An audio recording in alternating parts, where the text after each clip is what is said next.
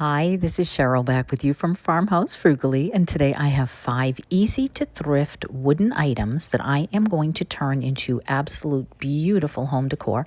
Make sure you stay till the end because you are going to love the sweet little wooden salt and pepper shakers that I know you can thrift easily. This first one, I'm starting with a basket.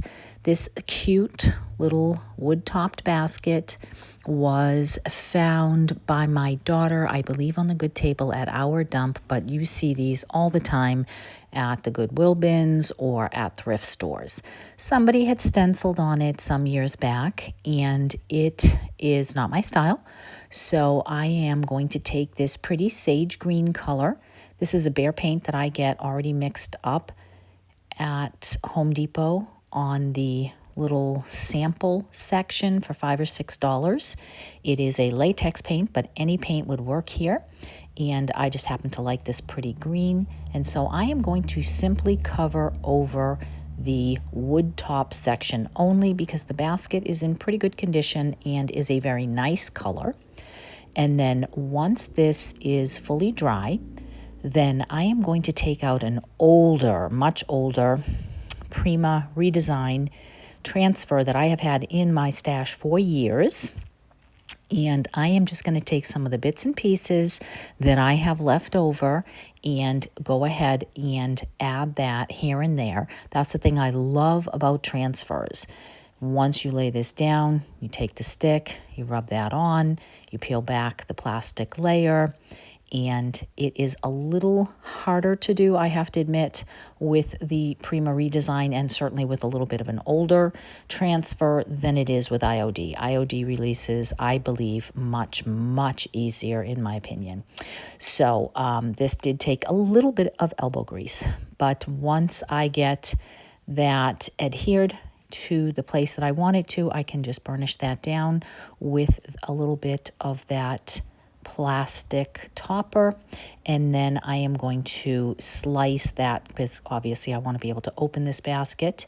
And then I'm just going to take a little bit of the branches and then just cut here and there what I don't want. I want it to look like a complete tree and not have anything weird hanging off the edge here. So then I'm just going to go ahead and add a few more bits and pieces.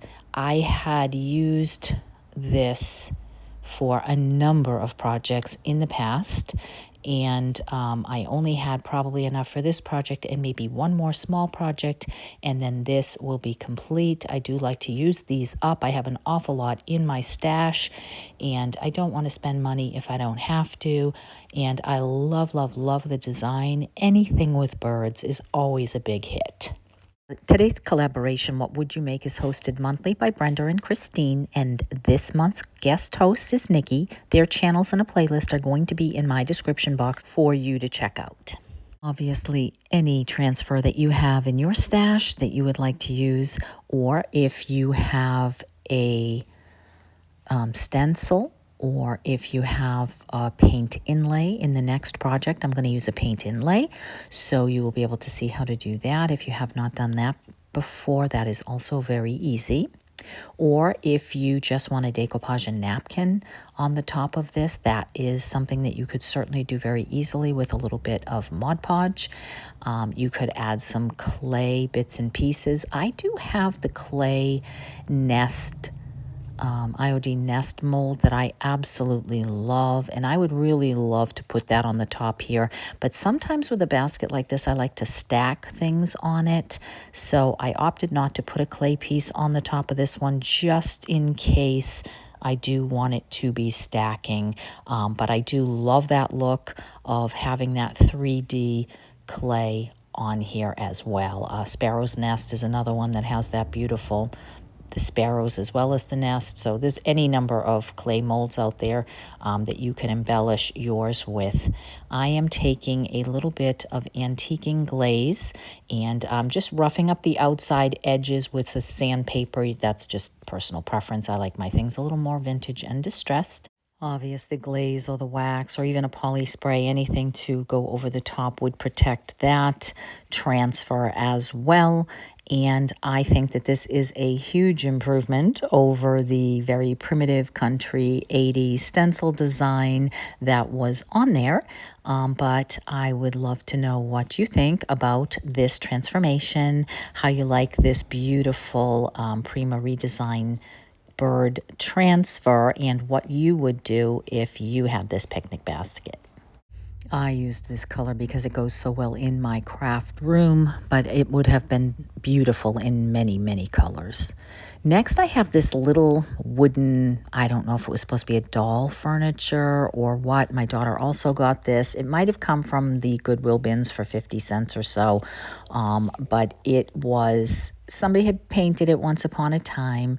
And I have this pretty ice blue color, also a bear paint, in my stash. And I thought that this would be nice just to cover over this whole thing and give me a starting point.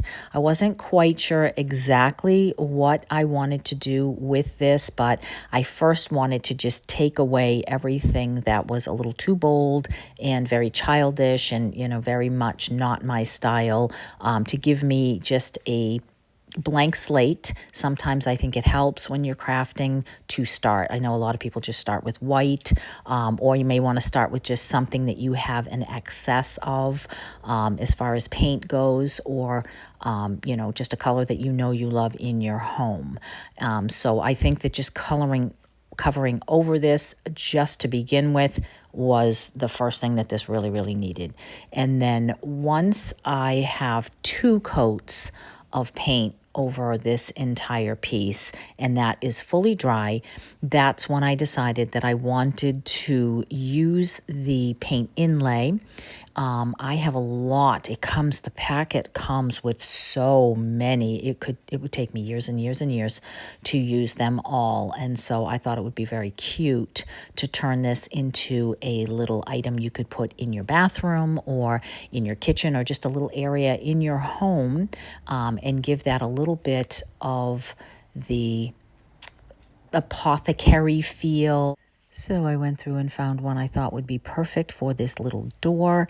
And with a paint inlay, you do have to start with a wet coat, either a polyurethane or a paint or a glaze, something that this can adhere to. While it's wet, you do spritz the paint side of your paint inlay and put the wet inlay into the wet paint and then let that dry. Now, if in a small item like this, you can absolutely dry this with a heat gun or a hair dryer to speed that process up. In a larger item, or if you use a glaze, I highly recommend you just simply let it sit for a few hours until the entire item is fully white again, and you can pretty much tell when it's ready.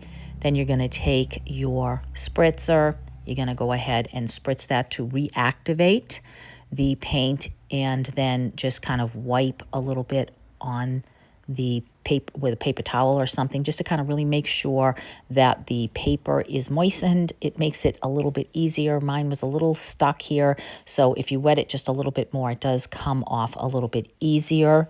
And then just peel that back, and it is so satisfying and honestly so easy. I know a lot of people are worried about these, but they really, really are easy. I have only had 1 or 2 not work in all the time that I have done this, and so I think that you would find that it's much easier than it looks.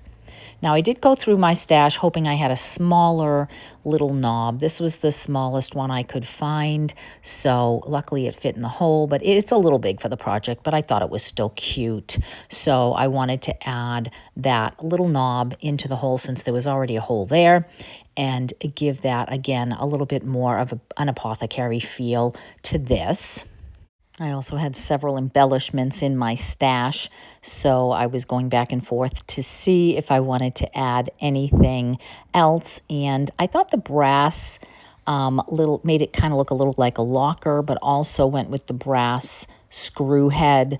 The black and porcelain 8 would have been cute as well, but I just opted to go ahead and to attach that little brass number up the top of this, just to give it just a little something else. And I think that it came out adorable. Now I'm going to take my IOD black ink. I don't want to sand back to that blue. I don't want that blue showing through. So I'm just grabbing some black ink, and I'm just going to hit some edges to make this look a little bit distressed. And that is all that I'm going to do with this, because I think it's absolutely adorable. But you can let me know what you think. I put it on the top of my toilet because it did kind of feel like an Apothecary sort of bathroom item at first. And I thought, okay, I'll put a few little bars of soap and some, cosmetic type stuff in it just to give you an idea. But it's so tiny, obviously it wouldn't hold much. And then here it is in my dining room. I have this adorable little mini book and some little florals. So you could leave the door open, or you could display something on top of it. So really, honestly, it's so stinking cute. It has so many possibilities with it. So I thought it was adorable here with my little homemade butter pats that I made out of clay. If you didn't see that, you'll definitely want to check that out. And then this one, for sure, so easy, but so cute. And I know you can find these. I have seen these in so many places. I got them for about probably 25 cents a piece or something, I believe, at the Goodwill bins. And I had picked up this bundle of flowers ages ago at Temu and had never used it. And I love the plum color of these and the mascari, or I forget the other name. But anyway, I think that they're adorable, hyacinth. So if you had something like this or just anything, I decide here I better put that little screw to the top of this pepper grinder in case I ever decide I want to use this for a pepper grinder. Not likely, but I did screw that back in there because you can't get the metal stem out. So I'll just kind of twist these around that and, use that as a vase. And then I have this pretty ribbon that I thought was very organdy or whatever it is, so that it looks really well, I think, with this color. So I'm just going to go ahead and cover over the top where I had unscrewed the wood item just to give that a finished look. You could add a tag. You could add so many different things with this. I kept it pretty basic here, but then I wanted to go ahead and use the salt shaker as well, since I had this going. And I had thought about adding that little pepper piece to the top of the salt shaker and doing something with it. But then in the end, I decided I'm actually going to do three things for you. I also bought these at the same time. So these also came from Temu. And I decided to cut down a few of them, and I'm just going to go ahead and cut those at different lengths. If you are enjoying this video, would you please hit like, hype, share, all the things to help my channel grow? I would so appreciate that. I'd like to hit 5,000 subscribers, and it has been harder than it should be with YouTube, so your help is much appreciated.